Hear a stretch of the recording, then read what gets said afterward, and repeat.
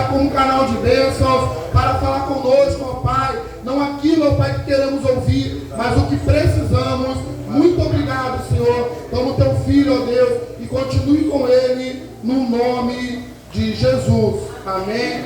Glória a Deus. Pastor Robson, em nome de Jesus. Mais uma vez eu cumprimento a igreja com a paz do Senhor, amém, meus irmãos? Amém. Glória a Deus.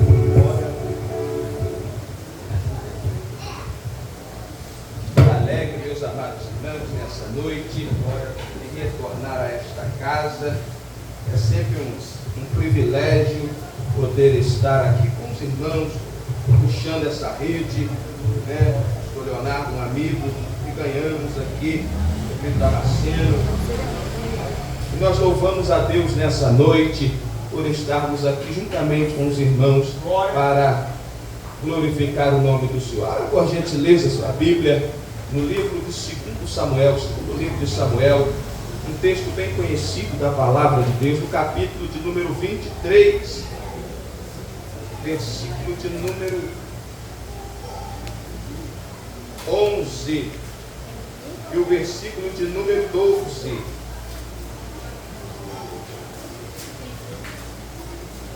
Segundo livro de Samuel, capítulo de número 23, nesta noite, apenas 2 versículos da palavra de Deus, o texto que Deus colocou no meu coração nesta noite para compartilhar com a igreja nesta noite. Quantos acharam, digam amém. Amém. Diz assim a palavra do Senhor, verso de número 11: e depois dele, Samar, filho de Agé, o Ararita, quando os filisteus se levantou uma multidão, onde havia um pedaço de terra cheio de lentilha, e o povo fugira diante dos filisteus, e este se pôs no meio daquele pedaço de terra, e o defendeu, e feriu os filisteus, e o Senhor operou um grande livramento. Podemos assentar nessa noite. Glória a Deus. Aleluia. Aleluia. Nós estamos, meus amados irmãos, diante de um texto que nos chama uma atenção muito especial.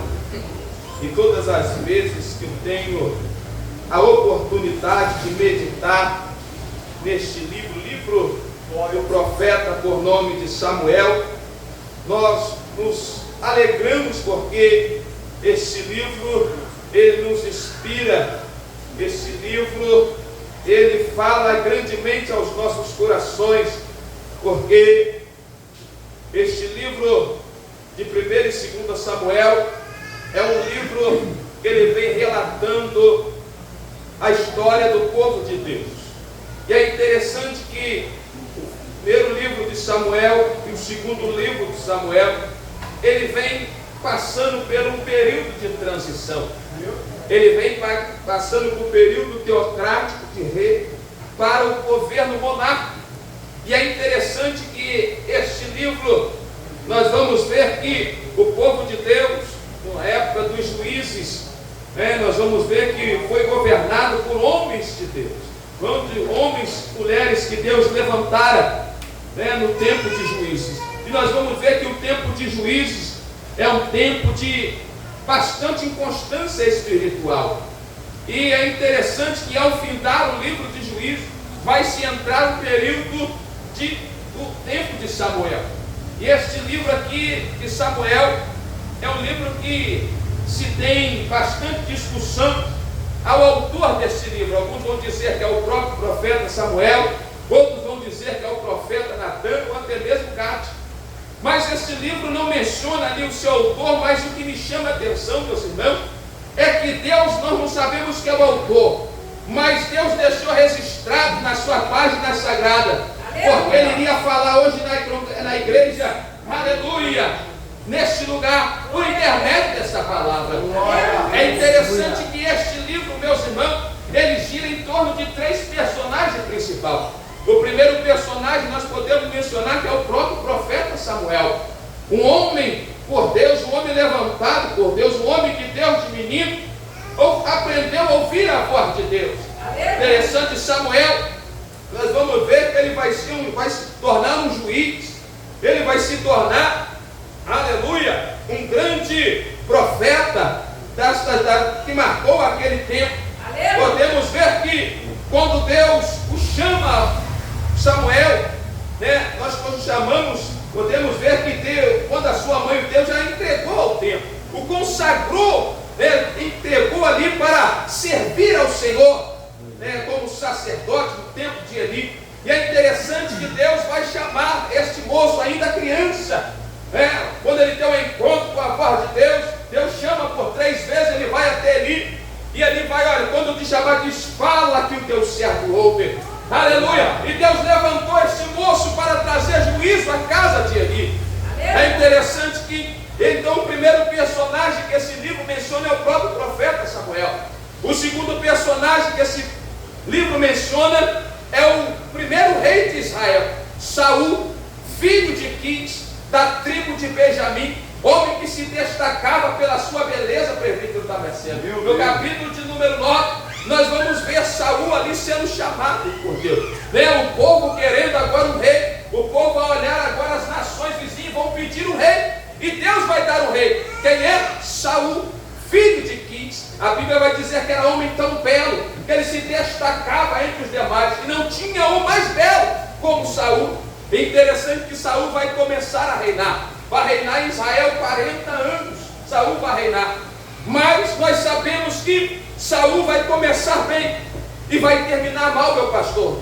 Aleluia. Saul começa até profetizando, mas no final da sua vida Saul começa a consultar até feiticeiro.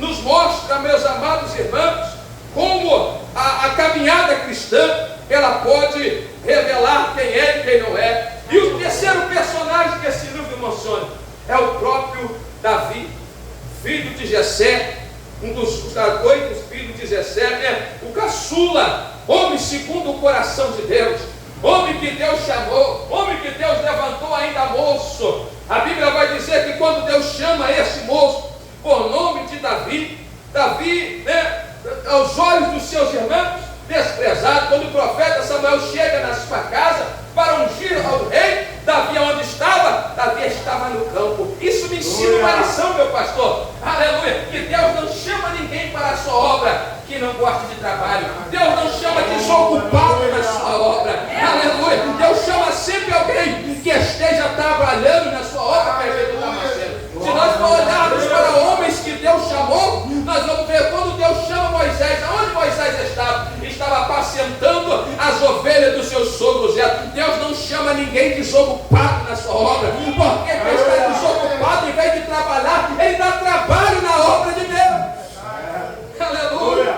Interessante que Deus vai chamar esse moço. Aleluia. E quando Samuel vai ungir ali a Davi no meio dos seus irmãos, mas o que me chama a atenção é que Davi, após ser ungido, não vai assumir o trono, porque vai passar o tempo, vai passar o momento, meus amados irmãos, de ser forjado, de Deus trabalhar, porque tem um tempo que Deus faz a promessa, mas tem um tempo também de Deus concretizar a promessa. Aleluia. E a promessa, já dizia o servo pastor Marco Gregório, toda promessa ela passa pelo teste do tempo. Não tem como, tem promessas que Deus vai fazer e vai se cumprir amanhã, meu pastor, mas tem promessa que Deus vai fazer, irmão, que vai levar 10 anos, vai levar 20 anos. Deus nos fez uma promessa, aleluia. Rapidamente, para não fugir do texto, Deus tinha ali, quando casamos, já achava ler, a esposa tomou remédio 2 anos direto. Eu falei, no 3º ano encerrou o remédio, no 4º ano vai vir o neném, e passa 4 anos, passa 5 anos, passa 6 anos, passa 7 anos, passa 8 anos, meu pastor. Quantas vezes eu vim pregar aqui e a Valentina não chegou, mas graças a Deus, quando chegou no 9 anos, irmão, cumpriu a promessa. A Valentina está aí hoje, glória a Deus. Aleluia, porque Deus fala, mas também Deus cumpre promessa. Aleluia. Então nós vamos ver, meus amados irmãos, que Davi vai assumir o trono. Davi vai ser ungido por Samuel, mas não vai assumir o reinado ainda, porque Saul ainda está no trono. Davi teve várias oportunidades de matar Saul, mas todas as oportunidades Davi olha e diz, opa, como vou matar era o ungido de Deus. Aleluia. Davi respeita a autoridade, isso me encanta, porque hoje nós estamos vivendo um tempo que pessoas não querem respeitar a autoridade, meu pastor. Não respeita pastor, não respeita a liderança, não respeita ninguém, e ainda quer subir o trono. Deus não tem parte com desobediente, Deus não tem parte com rebelde, Deus não tem parte com desobediente. Se você tem uma chamada, espera o tempo de Deus. Não precisa puxar tapete de ninguém, não precisa puxar nada. A promessa é quando Deus chama, ela vai chegar no tempo certo.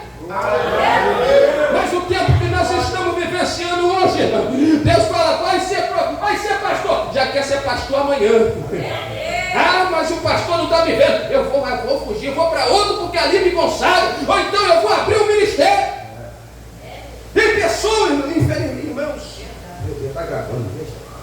Infelizmente tem pessoas, meu pastor, nesse tempo, pessoas que às vezes até têm um talento, Deus chama, mas por causa de se apressar, acaba se frustrando lá na frente, porque Deus tem promessa.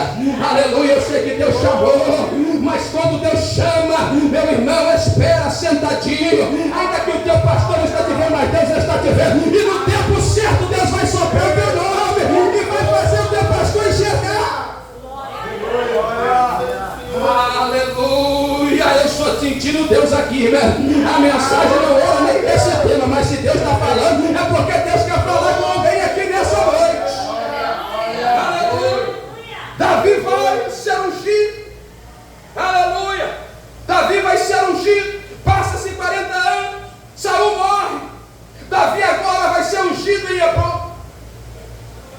Aleluia. Começa a reinar em Hebron. Reina em Hebron. Passa-se um tempo, Davi agora é coroado em todo Israel.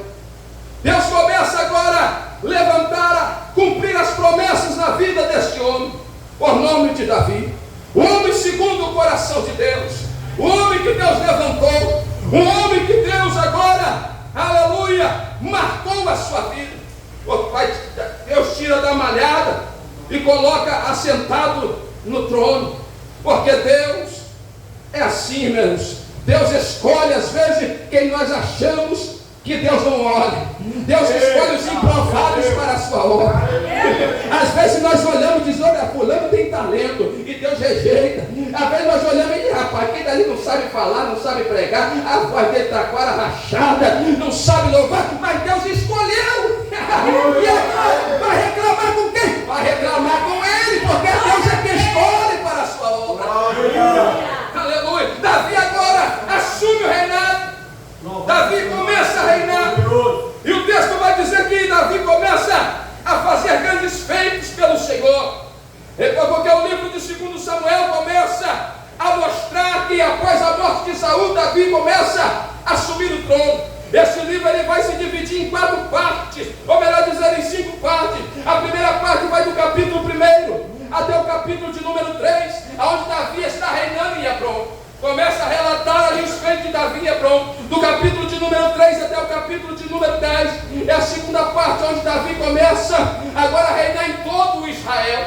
E quando ele começa a reinar em todo Israel, a primeira coisa que ele faz é transformar a capital de Israel em capital da adoração. Ele começa a buscar a arca que está na casa de Obed-Edom e trazer, passaram-se 40 anos, ou melhor dizendo, passaram 20 anos na casa de Abinadab. Davi começa agora a trazer a arca de volta, aleluia, de trazendo a presença de Deus para, aleluia, a nação de Israel, porque não tem como reinar sem a presença, não tem como dirigir sem a presença, não tem como cantar sem a presença, não tem como louvar sem a presença de Deus, não tem como pregar sem a presença de Deus. Davi, sabendo disso, ele traz de volta a arca do Senhor. Aleluia. Davi traz a arca do Senhor. Do capítulo de número 10 até o capítulo de número 20. Começa agora a decadência. Davi erra, Davi peca e começa agora a sofrer as consequências do seu pecado. No capítulo de a quinta parte vai do capítulo 21 até o capítulo de número 24, onde começa agora a trazer os finais da vida de Davi. Mas quando nós chegamos no capítulo de número 23, em que nós lemos, nós vemos aqui o capítulo 23, é um capítulo interessante, porque esse capítulo ele vai se dividir em 2 partes. A primeira parte vai do verso 1 até o verso de número 7, onde Davi começa a louvar ao Senhor, onde Davi começa a exaltar ao Senhor pelos feitos que Deus fez. Aleluia. A segunda parte vai do capítulo 8 até o verso de número 39, aonde Davi começa a trazer agora os 37 valentes, esses homens que se destacaram dos 400 valentes que Davi tinha, desses 437 se destacaram, e Davi começa agora a mostrar os feitos que esses homens fizeram, aleluia, em prol ao rei Davi. Esses homens a qual se aparelharam a Davi, se juntaram a Davi, a Bíblia vai mencionar que eram homens desgostosos, homens endividados, homens, aleluia, amargurados. E Davi se fez chefe dele na caverna de Adulão, meu pastor. Isso da caverna de Adulão, aleluia, ela representa tipo a igreja, porque a igreja é onde que vem pessoas endividadas, pessoas amarguradas, pessoas muitas das vezes, irmão, aleluia, sem esperança, mas quando chega aqui, Jesus começa a trabalhar, o que estava amargurado começa a se alegrar, o que estava triste começa a se alegrar, o que estava até mesmo endividado, pastor, começa a dívida a ser sanada pelo poder de Deus. Aleluia. Glória ao nome de Jesus. Então esses homens vão se juntar a Davi. E Davi vai se fazer chefes dele, líder desses homens. Eu imagino, irmão, Davi agora, juntamente com esses homens, Davi está na caverna de Adulão para se refugiar, para ter paz. Agora chega esses homens endividados, amargurados, homens que não têm esperança, sem expectativa nenhuma, homens que a sociedade rejeita. E desses homens aqui, desses 400 homens, esses homens agora, após Davi ser chefe dele, vão servir ao rei com fidelidade, com coragem, que a Bíblia começa a relatar esses homens aqui, os feitos que esses homens fizeram por servir a Davi. Se não tivesse registrado na Bíblia, meu pastor, aleluia, eu não acreditava. O primeiro dele, ele vai falar de José, filho de Itaquimoni, feriu 800 homens com uma lâmpada. Se não tivesse registrado, irmão, eu não acreditava. Mas um homem, José, aqui verso de número 8, filho de Itaquimoni, um dos principais, se puseram, os israelitas que se opuseram a 800 e os feriu de uma só vez. Se não tivesse registrado na Bíblia Sagrada, eu não acreditaria. Ele vai falar depois de Eliezer, outro que feriu também os filisteus numa peleja. Esse lutou tanto com a espada, meu prefeito Damasceno, que até se cansar que a espada colou na mão desse homem, e ele feriu os filisteus. Um homem só. E Deus fez grandes coisas através desse homem. E o terceiro que a Bíblia vai mencionar é esse que nós estamos estudando, que é Samar. Aleluia. A Bíblia, quando vai relatar no verso que nós lemos, o verso de número 11 e o verso de número 12, vai falar desse homem aqui por nome de Samar. Samar, aleluia, a Bíblia não menciona muito dele, mas só sabe que o verso de número 11, o texto vai dizer: depois disso, veio Samar, filho de Agé, o Ararita, quando os filisteus se ajuntaram, uma multidão, onde havia um pedaço de terra, cheio de lentilha, e o povo fugiu diante dos filisteus. Aleluia. E Samar se pôs no meio daquele pedaço de terra, e defendeu e feriu os filisteus. É desse homem, meus amados irmãos, que eu gostaria de compartilhar rapidamente. Esse homem, ele vai nos ensinar algumas lições, aleluia, extraordinárias, que eu gostaria de compartilhar com a igreja em rápidas palavras. A primeira lição, meus irmãos, que eu entendo nesse texto aqui, quando a Bíblia vai dizer que os filisteus sempre foram inimigos de Israel, sempre passavam tempo, eles eram feridos, sempre passavam tempo, eles se levantavam novamente. Nós vamos ver que o texto vai mencionar que Samar estava próximo a um campo de lentilha, tem um campo de lentilha, e o texto vai dizer que os filisteus agora vêm para tomar o campo de lentilha, e quando vai tomar o campo de lentilha, Samar pula no meio daquele campo de lentilha, e começa a pelejar contra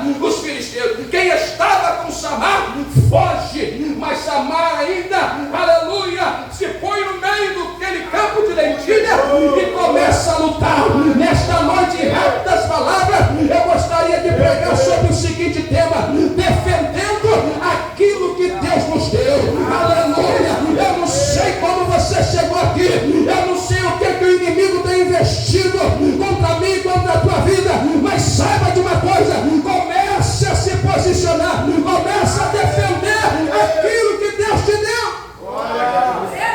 Aleluia. Esse texto aqui, quando eu olho chamar, aleluia, vendo ali aquele campo de lentilha que tinha recebido, o texto vai dizer que os inimigos agora vêm atacar meu prefeito Damasceno. O texto vai dizer que ele vai pular no meio daquele campo e vai defender aquele campo de lentilha. A primeira lição que esse texto vai nos ensinar é que o inimigo sempre vai tentar nos roubar o que nós temos de valor. O adversário, ele sempre, o inimigo de nossas almas, ele sempre vai tentar roubar o que nós temos de valor. Aleluia. E o texto, isso me encanta, irmãos. Sabe por quê? Porque o texto vai mencionar que o campo de lentilha era algo que talvez ele herdou ali de seus pais. E isso me encanta. E quando os inimigos vêm na época da colheita, na época que o campo está florescendo, na época que o campo começa a dar os seus frutos, o inimigo começa a investir, meu pastor Leonardo. Aleluia.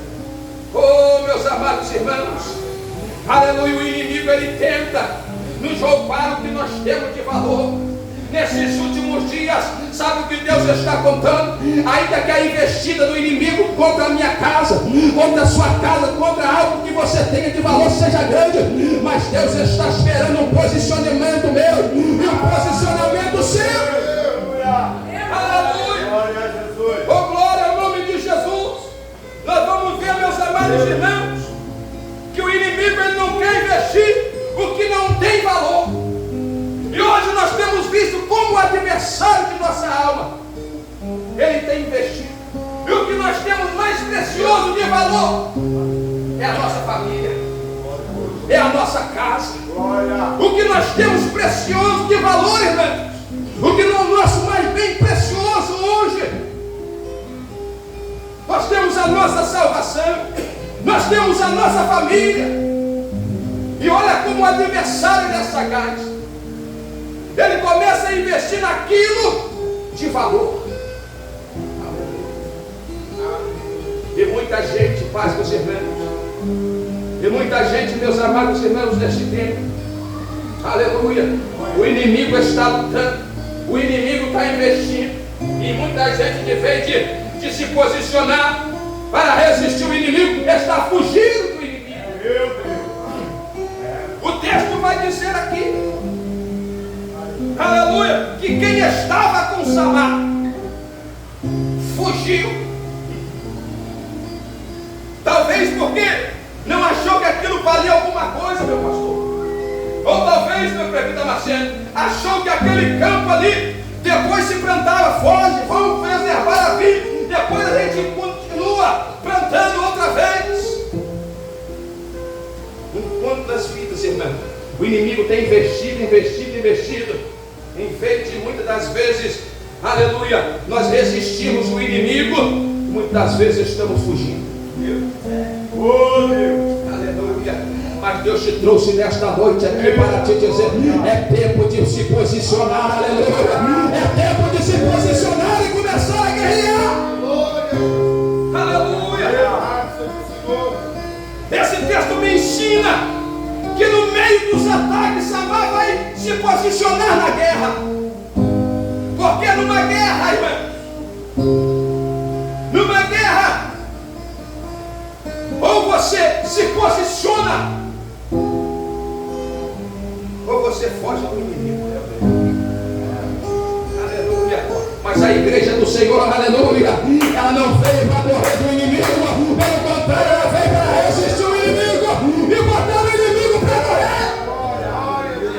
Aleluia. Samar vai se posicionar, porque o evangelho, irmão, é posicionamento. O evangelho de Cristo é posicionamento. Você me vê, quando eu falo, eu me lembro, quando eu falo de posicionamento, eu me lembro, sabe de quem? De Josué.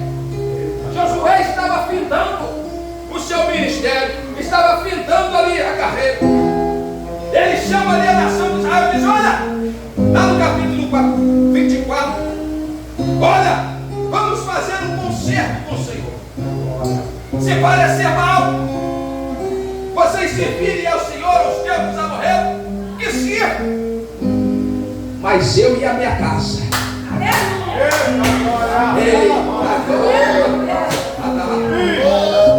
e a minha casa serviremos ao Senhor. Começa a se posicionar. Eita, Deus nessa noite está nos convocando, aleluia, a nos posicionar novamente na guerra. Ah, pastor, mas eu fui ferido. Mas Deus te trouxe aqui para sarar a sua ferida e voltar a se posicionar na guerra novamente. Aleluia. Oh, glória. Tem muita gente, meus filhos, inimigo está investindo, está bagunçando, os filhos estão na droga, a filha lá fora. E muitas das vezes eu lembro que é assim mesmo. Como Deus quiser, sabe? Oh, meu irmão, começa a se posicionar na guerra. Senhor, eu estou aqui te servindo e não aceito meu filho servindo fora. Começa a se posicionar, porque quando você se posicionar, Deus vai começar a operar. Aleluia. Oh, glória ao nome de Jesus. Deixa eu correr aqui. Esse texto vai me ensinar mais uma lição. Aleluia. A terceira lição que esse texto vai me ensinar, meu pastor. Nem todo mundo que está conosco, aleluia, está disposto a guerrear as nossas guerras. Nem todo mundo que está conosco, irmão, vai estar disposto a guerrear as tuas guerras. E às vezes, muitas das vezes, nós achamos, mas o irmão fulano poderia me ajudar e não me ajudou. O pastor, o irmão fulano poderia me ajudar, não me ajudou. Olha aqui, quem estava com Samar, quando viu os inimigos, o que fez? Correu. Porque tem gente que vai estar com você no churrasco. Tem gente que vai estar com você na festa, no aniversário, mas no tempo da guerra, quando o inimigo vem, e você vai olhar, fulano estava comigo, cadê? Vai fugir. Oh, aleluia! Aleluia!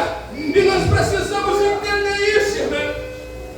Que nem sempre quem está ao nosso lado vai guerrear as nossas guerras, está disposto a guerrear as nossas guerras. Aleluia! Eu estou aprendendo isso. Aleluia! Porque às vezes, irmão, a gente sabe que nos momentos de festa, todo mundo está conosco. Quer saber quem está contigo? Começa a botar o povo de oração. Começa a colocar o povo em oração. Você vai ver quem está contigo e quem não está. Bate até no teu pastor, eu estou contigo, meu pastor. Mas você convoca na oração. Ué, cadê? Mas Deus é fiel, irmãos, que não deixa ninguém só. Eita, mas Deus é fiel, que no meio da guerra ainda levanta alguém, ainda que alguém foge. Mas Deus é fiel que coloca alguém ao nosso lado para guerrear as nossas batalhas. Eita, meu Deus, se talvez você entrou nessa noite em guerra, em conflito, dizendo, pastor, eu estou sozinho, ninguém me ajuda, mas o Senhor está contigo, minha irmã.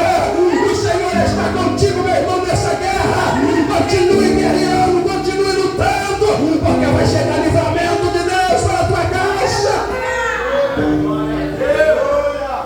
Aleluia! Oh, glória ao nome de Jesus. Aleluia! A quarta lição que esse texto diz, eu já vou terminar.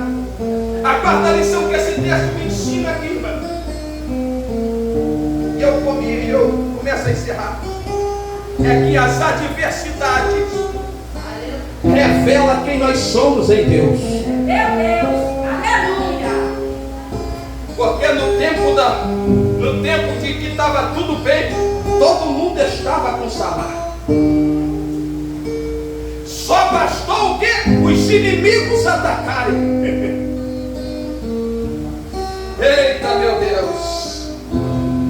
os inimigos da caminhada, eles podem nos tornar conhecidos,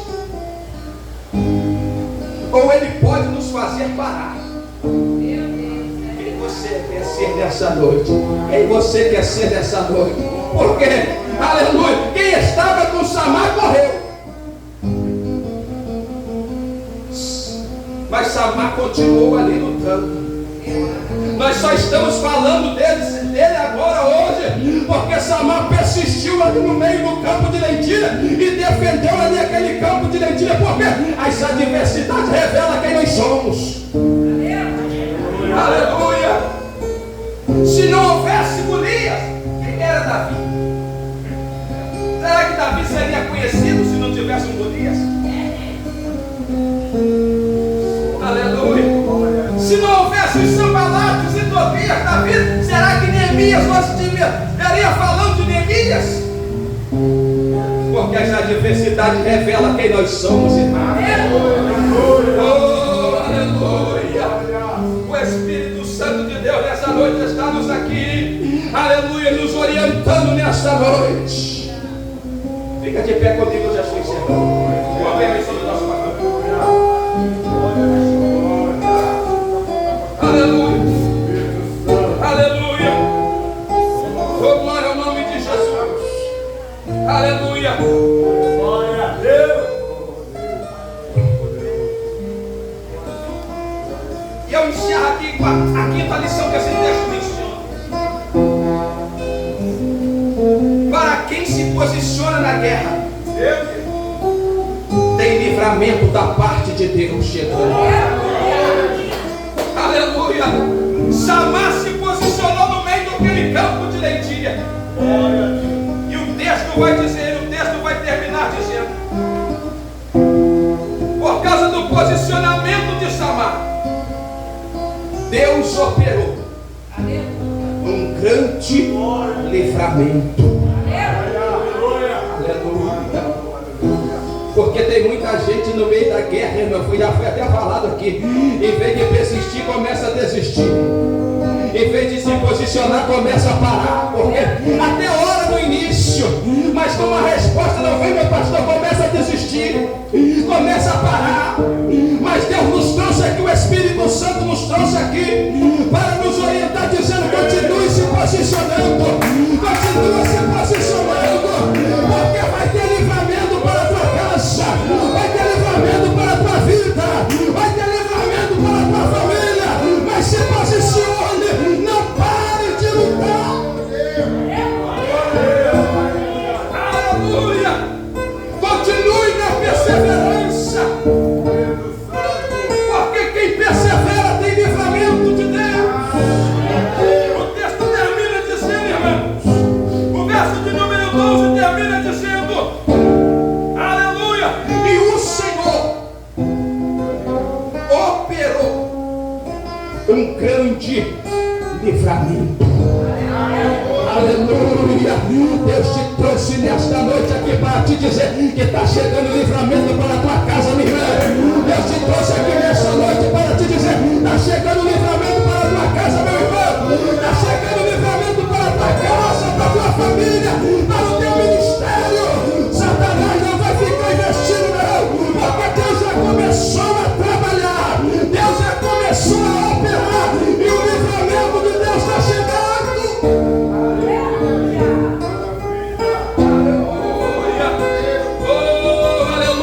Quando Samar se posicionou, né? Deus começou a operar, porque Deus gosta quando nós se posicionamos e continuamos perseverando. Mas pastor, a batalha está travada, a guerra está intensa, mas Deus continua mandando, Deus continua, Deus gosta dos perseverantes. Ai, a batalha está grande, mas estão os pés do Senhor, a luta está travada em casa, mas eu estou clamando mesmo. Oh, Deus gosta desse negócio, meu.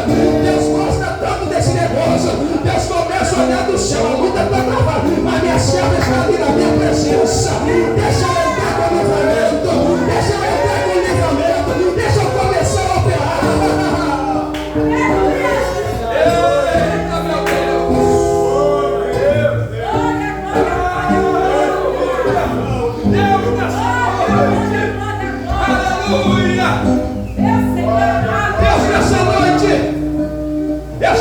dizendo: não pare, porque está chegando o livramento para a tua casa. Não pare, porque está chegando o livramento para a tua família. Não pare no meio da guerra, porque Deus já está operando nessa noite. A palavra é operando, Senhor. Quem impedirá? Recebe essa palavra e que Deus te abençoe.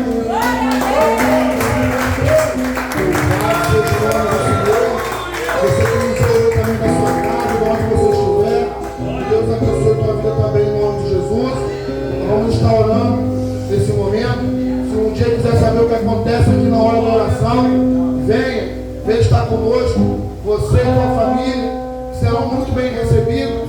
Mas toma posse dessa palavra em nome de Jesus e se posicione. Amém? Deus abençoe você e tua casa em nome de Jesus.